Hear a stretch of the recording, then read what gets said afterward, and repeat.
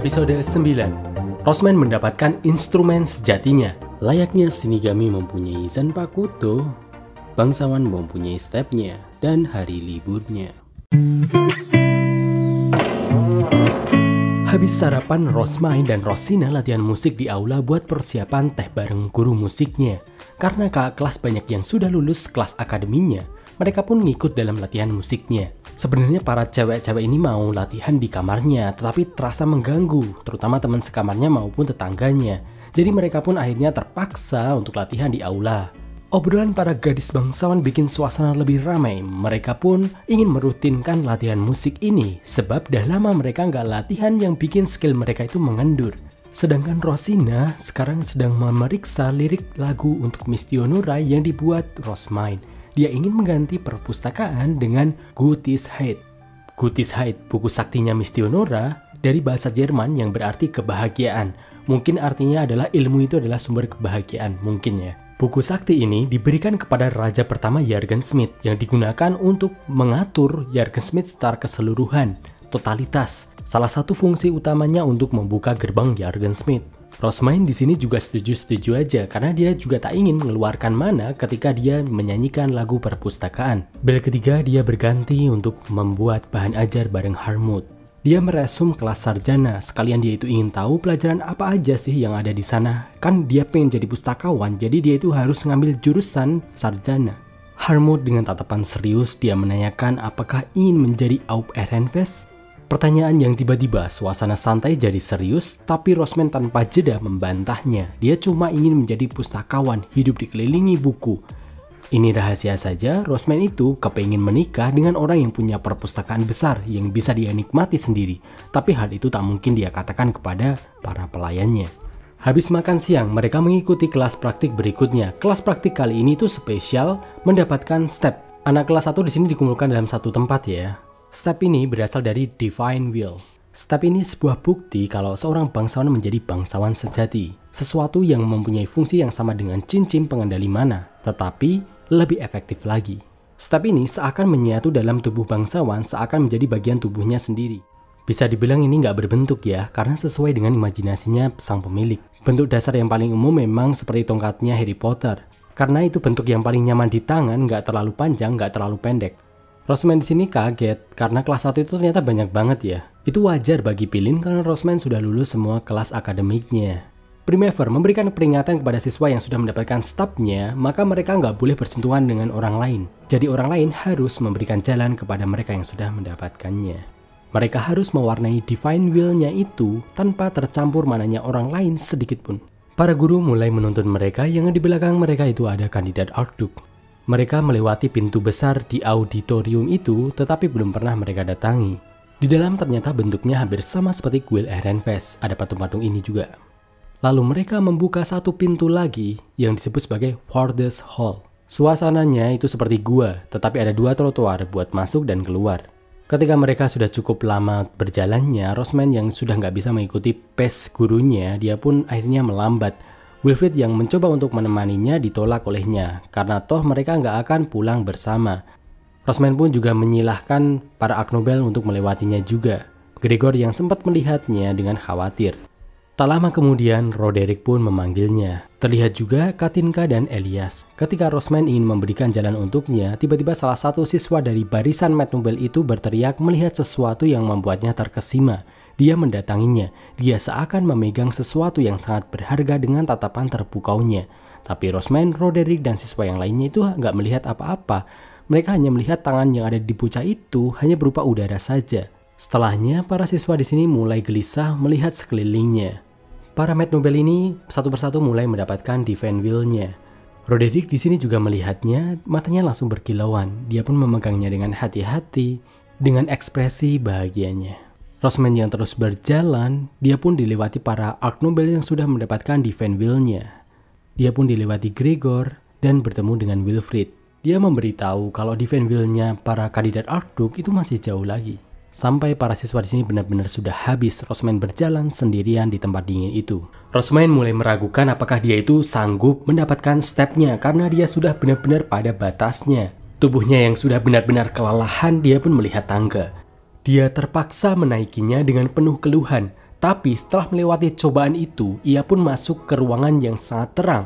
Tak ada jalan selanjutnya, seakan itu pemberhentian terakhir. Sebagai gantinya, terlihat sebuah pohon keramat putih indah yang disirami cahaya berwarna pelangi. Tepat di depan itu terdapat kristal segi 6 berwarna pelangi juga yang amat mempesona baginya. Itulah stepku. Itulah yang pertama kali Rosman rasakan ketika melihatnya. Ketika Rosman mau memegangnya, itu seperti terpotong sendiri ya, seakan ingin dimiliki oleh Rosman. Rasa puas dan bahagia, Rosman seakan menemukan sesuatu yang paling berharga untuknya. Dia pun memegangnya dengan pelan-pelan.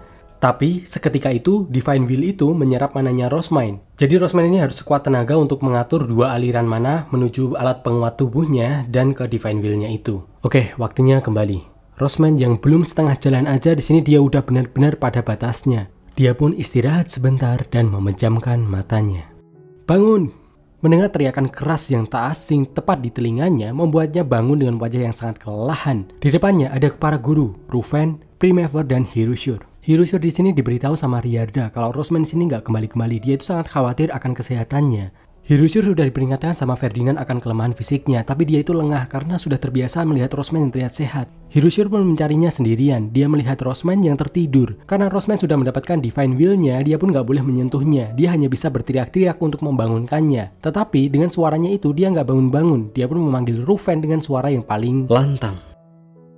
Rosman terselamatkan. Berbahaya banget bagi tubuh Rosman untuk tertidur di sini. Itu benar-benar bisa mengancam nyawanya. Rosman melanjutkan perjalanannya, tapi wajahnya benar-benar terlihat sekarat. Para gurunya di sini khawatir. Rosman pun meminta izin untuk menggunakan high beast-nya. Gurunya mengizinkannya, tapi mereka ragu apakah Rosman bisa menggunakan high beast-nya ketika dia memegang Divine Will yang menyerap mananya.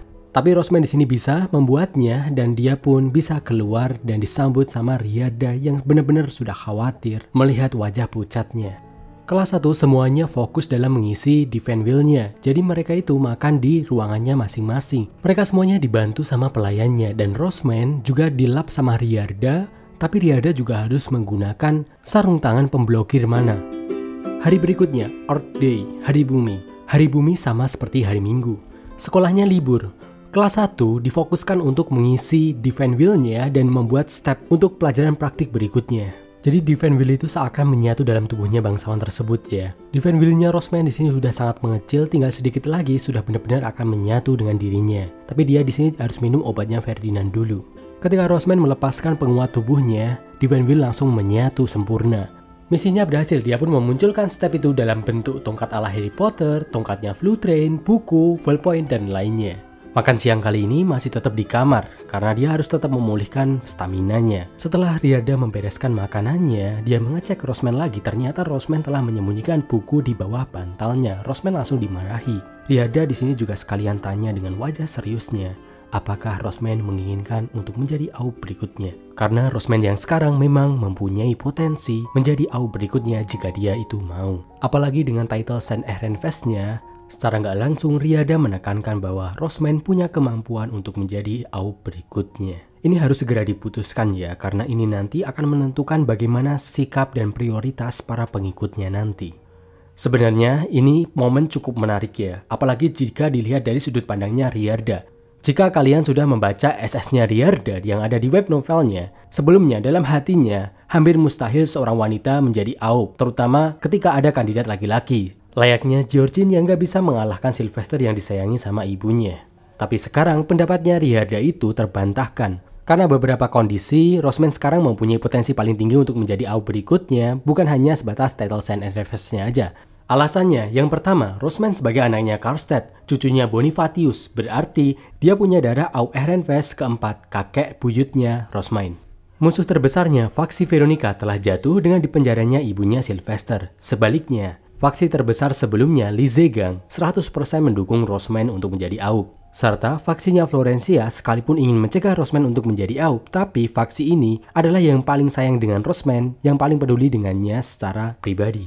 Yang kelima, Wilfrid telah mempunyai noda yang tak bisa dihapus lagi. Dia melakukan pelanggaran besar masuk penjara melihat neneknya tanpa izin AUB. Dia pun dihukum, kemutlakannya menjadi AUB berikutnya pun dihapus. Semua anak AUB sekarang punya potensi untuk menjadi AUB berikutnya.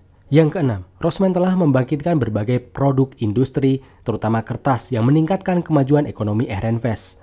Yang ketujuh, mana Rosman yang sangat melimpah yang benar-benar terkenal sampai mendapatkan title Saint Ehrenfest. Yang terakhir, Rosman punya kedekatan dengan orang-orang terpenting Ehrenfest, Sylvester, Ferdinand, Karlstadt, Florencia, terutama Bonifatius. Dengan artian dia itu terkadang hampir sederajat dengan mereka itu karena dia itu punya pengaruh ekonomi yang sangat kuat dan pendukung yang sangat besar. Rosman di sini berpikir dengan serius, dia di sini paham benar bahwa pertanyaan itu muncul kemungkinan besar gara-gara Harmut yang bergerak di belakang layar.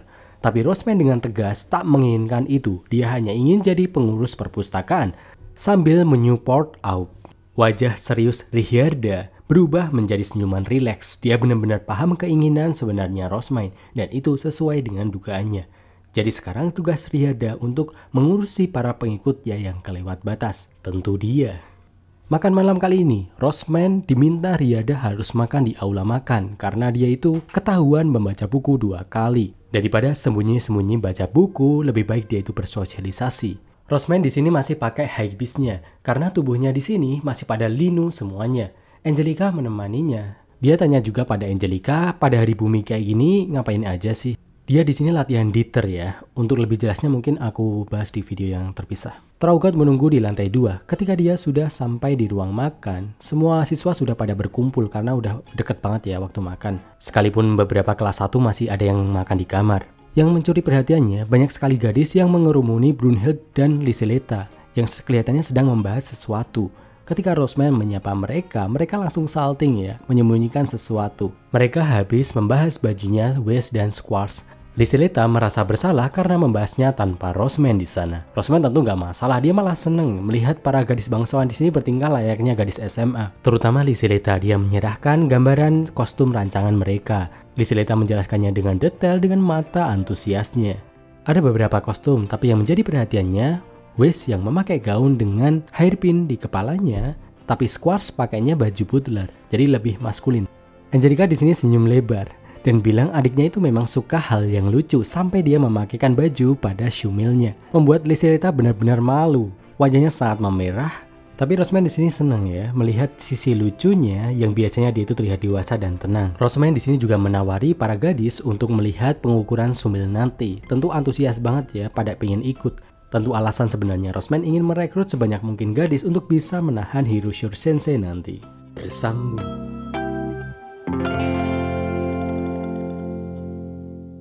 Jadwal uploadnya nanti akan aku up ke komunitasnya, jadi silahkan dicek. Saweria Time, Komandan Kesatria. Anakku pasti bikin masalah bukan? Tenang aja komandan, tanpa Rosman sama itu nggak seru.